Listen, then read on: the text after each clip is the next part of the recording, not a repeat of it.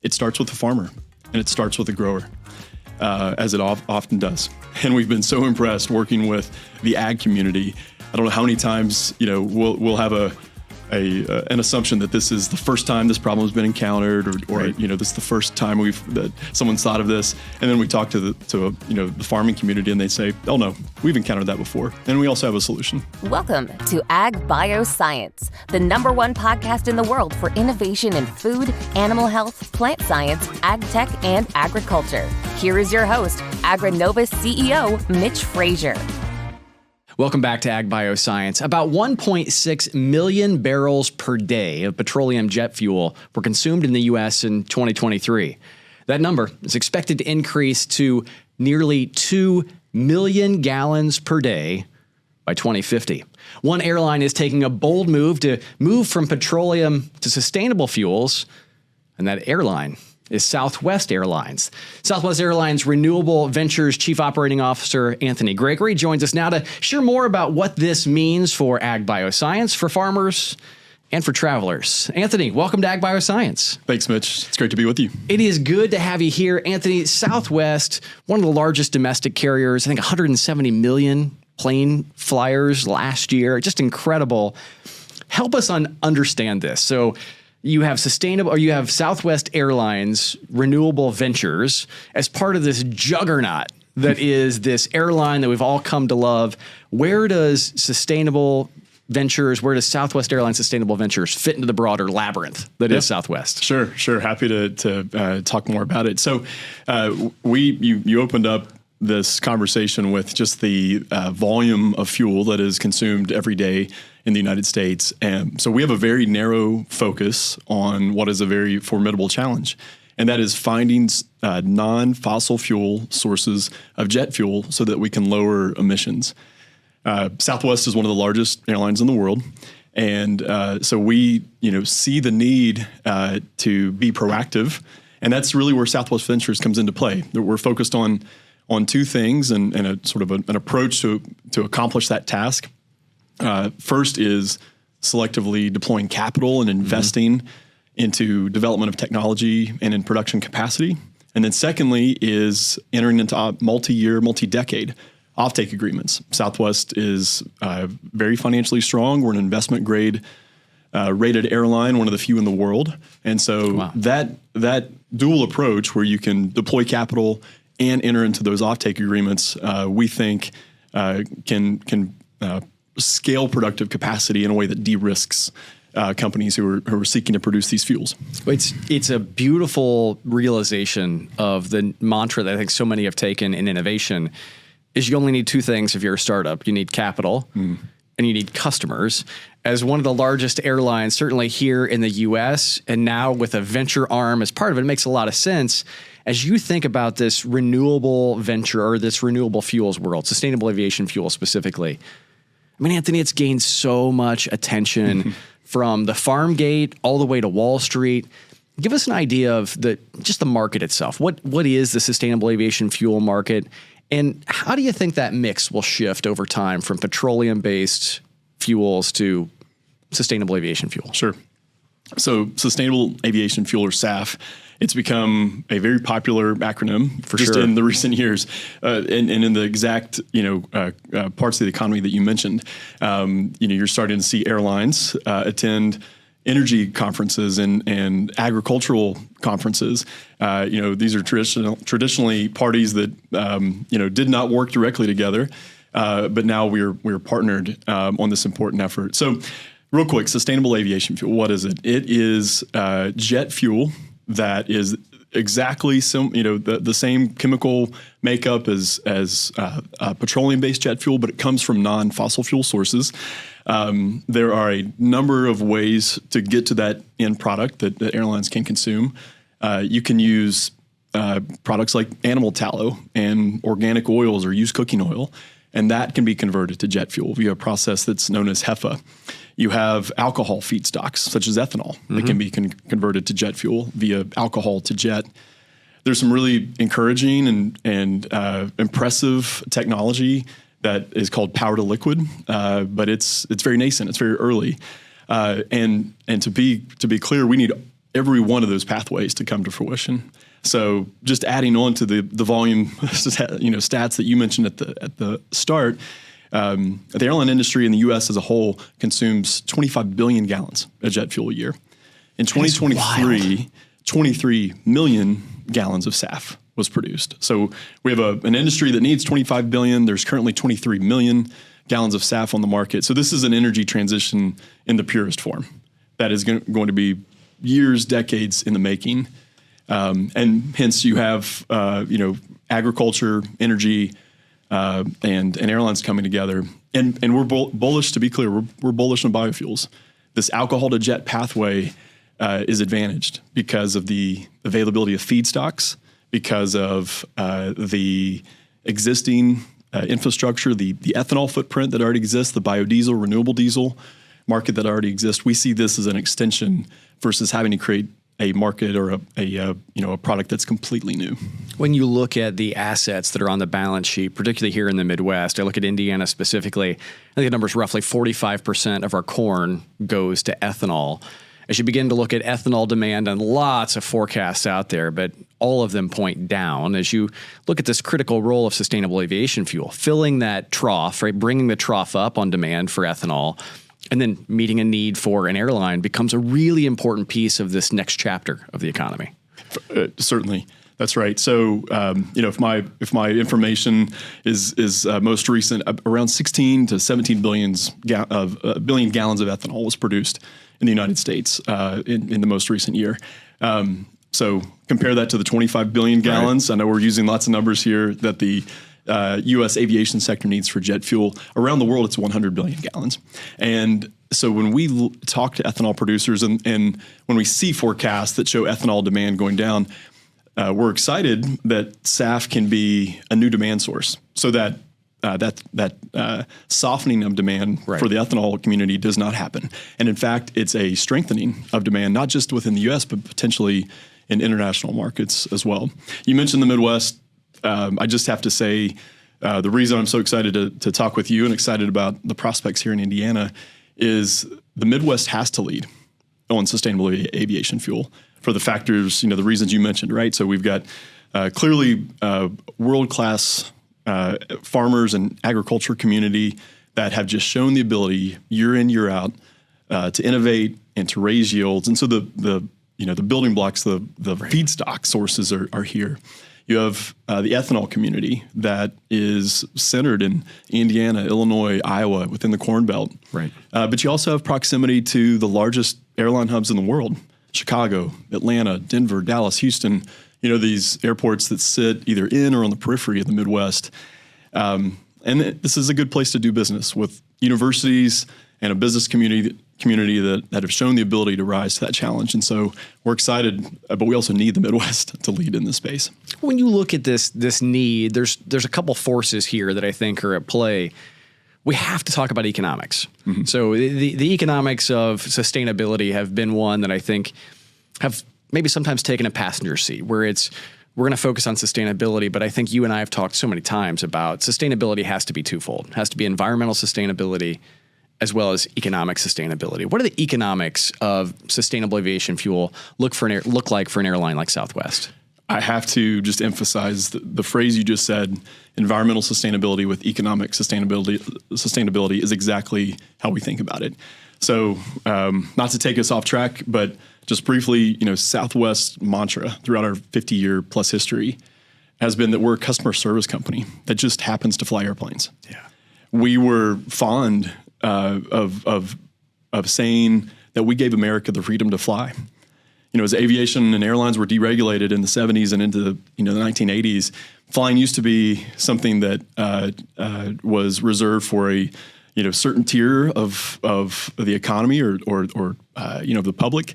And certainly airfares now are within reach of the most folks in the public, and we've all become accustomed to flying multiple times a year for business and for leisure. And so we're focused on both of those, and that's key. But you're right. And back to the point of this being an energy transition, it's also about energy production. The sustainable aviation fuel that's available on the market today ranges anywhere from $7, $8, $9, $10 per gallon. And that's in contrast to a jet fuel spot price that's less than $2.50. Oh, wow. So, order of magnitude larger. For an airline, roughly 25 to 30% of our operating cost is fuel. And so we are after two things. We are seeking to lower our greenhouse gas emissions, and we're also after keeping flying affordable, because they have to go in tandem. If we try to do one without the other, it's not sustainable. There's a number of credits that have come into the market to help bridge that gap between $7-8 a gallon and the $2 of crude oil price that I mentioned, and those are critical. They're working. So these are things like the 40B SAF blenders credit, soon to be the 45Z clean fuel production credit. Those are meaningful, and they are incentivizing both SAF production and SAF consumption, and so they're working. When you stack those with some state credits like we see in Illinois or California or other states, you do get to the place that there's several SAF pathways that can get to parity with jet fuel, which is a fantastic story.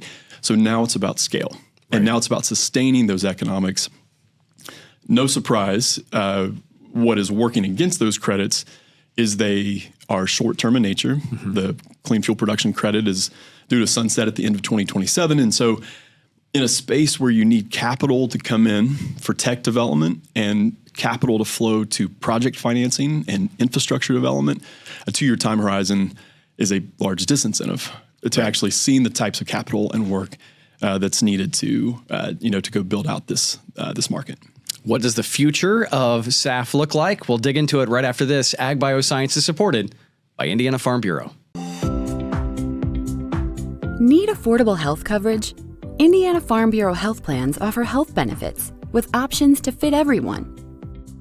Indiana Farm Bureau health plans give members a choice with multiple plans, many provider options, varying levels of coverage and deductibles, and a range of out-of-pocket maximums. Another great benefit about Indiana Farm Bureau health plans is cost effectiveness. Plans may have lower deductibles and premiums overall compared to ACA plans. And finally, all health plans are backed by excellent customer service. Go to infbhealthplans.com or visit your local Indiana Farm Bureau insurance office to learn more. Welcome back to Agbioscience. We're talking with Anthony Gregory, Chief Operating Officer of Southwest Airlines Renewable Ventures. Anthony, we're just talking about the challenge and opportunity of sustainable aviation fuel. And I think it's important to spend some time on how will these markets actually work. We see a lot of challenge at the farm gate today with commodity prices being really, really tough. You see this complex infrastructure of credits in states and federal governments. How do these markets actually work, and what do they mean for farmers here in the Midwest? Sure. So biofuels have to materialize in order for airlines like Southwest and the rest of the sector to lower our emissions. And so that sheer fact should provide support to crop prices, to ethanol prices, just in terms of the overall demand. We've talked a bit about credits, and we see that the need for credits, the need for incentives, it is widely accepted. Regardless of the political spectrum, folks see that credits and incentives are needed over multiple years in order for this market to come to fruition. And so what we see happening then is, working with ethanol producers to begin to, potentially take some of their existing ethanol demand and bring it through the alcohol to jet process. Soybean and soybean oil can be brought through the HEFA process. So there, first and foremost, you have both corn and soybean demand that is underpinned by the need for SAF. But as we also said earlier, we need far more than what the industry is even producing now in terms of ethanol and soy-based sustainable aviation fuel. So where's it going to come from? Well, you can get into other feedstocks such as sorghum. And potentially it's sorghum or other energy crops grown specifically for sustainable aviation fuel. We're also focused on ag residues and byproducts, such as corn stover. One of our investments is into a company named Sapphire Renewables. We actually bought the company, and it's focused on turning corn stover, corn stalks, organic matter, into ethanol via a cellulosic pathway. and would love to talk more about that, today. Well, let's dig into it, because I think it's always good to talk big and macro, but this is not something that Southwest Airlines Renewable Ventures, you're not taking a passenger's role here. Mm-hmm. You are leading, pioneering innovation, both through capital deployment as well as direct ownership. You got it. Yeah, we think of ourselves as very disciplined, but also we want to be active investors. And so we've gone public with 2 investments so far. One was a $30 million investment into LanzaJet. LanzaJet is a company that converts or upgrades alcohol feedstocks into jet fuel. They just opened the world's first ATJ facility in Georgia, and they're a world leader. They have projects not just in the United States, but also in Europe and in the APAC, focused on SAF production. And so that accomplishes a really important part of this value chain, which is how do we turn alcohol feedstocks to jet fuel? Given it's the world's first, we need many more of those facilities, and we're working with LanzaJet to build more of those facilities. But then as you go upstream, we need more feedstocks, alcohol feedstocks. Right. And so our second investment was an acquisition of a company named Sapphire Renewable. Sapphire is leveraging technology that was developed at the National Renewable Energy Lab. It's a energy technology company that treats cellulosic biomass to free the sugars in that plant matter, so we can follow what essentially looks like a traditional ethanol production path. Well, the sugars are turned into ethanol, and that ethanol then would be taken to a company like LanzaJet for conversion. Now, there's a lot of there's a history of cellulosic ethanol production, right. And that history has shown some very high-profile failures in the past. Yet, as we evaluated the landscape and evaluated this company, what we were so impressed by was NREL, the National Renewable Energy Lab, took those learnings from those failures 10, 15 years ago from previous cellulosic attempts as the fuel to create this new process, which is markedly different than previous cellulosic attempts. And so we're very bullish on the technology. We have a long way to go in order to prove out its effectiveness. But if it is successful, and we believe it will be, this introduces a new source of feedstock that goes right alongside of traditional crop feedstocks in order to meet global demand for aviation fuel. Anthony, as you think about the thesis that you've clearly articulated around Southwest Airlines Renewable Ventures, what are you looking for? Specifically, those who are listening, they have a technology, they have an innovation. Are you looking for seed stage, Series A stage? You made a complete acquisition, sounds like. Where in that space do you feel like is the sweet spot for Southwest? Yeah, we're open to discussing investment at any of those stages, but it goes back to, I think, a key point that we said at the beginning, which is the most attractive investments are ones where we can deploy capital and also bring alongside with an offtake. Right. And so we are highly unlikely to make an investment just for investment's sakes, unless there is a clear path to taking that technology and, with Southwest involvement, de-risking scale, accelerating scale to get to the point that now a fuel product or a feedstock intermediary can be off-taken by Southwest and moved to a fuel producer. And I think zooming out even at a macro level, we're looking to work with companies that have just the inherent awareness of this entire value chain. It starts with the farmer and it starts with the grower, as it often does. And we've been so impressed working with the ag community. I don't know how many times we'll have an assumption that this is the first time this problem has been encountered, or right. This is the first time that someone's thought of this, and then we talk to the farming community, and they say, "Oh no, we've encountered that before, and we also have a solution." So we continually be impressed by that, by those partnerships. Second, we need at least an environment, whether it's policy or incentives and structures, incentive structures that are long-term in nature, so that we and others can make these investments in ways that will play out over multiple years. There's just that runway so that these investments can actually scale. And then I think lastly, it's working in partnership so that innovation happening on the farm, at the ethanol plant, at the fuel producer, we're all working together to leverage those innovations, so that this eventual market can grow and scale. Anthony, we have time for one more question, and this is one. It's fascinating to me as I spend time with you. You and I have talked a number of times.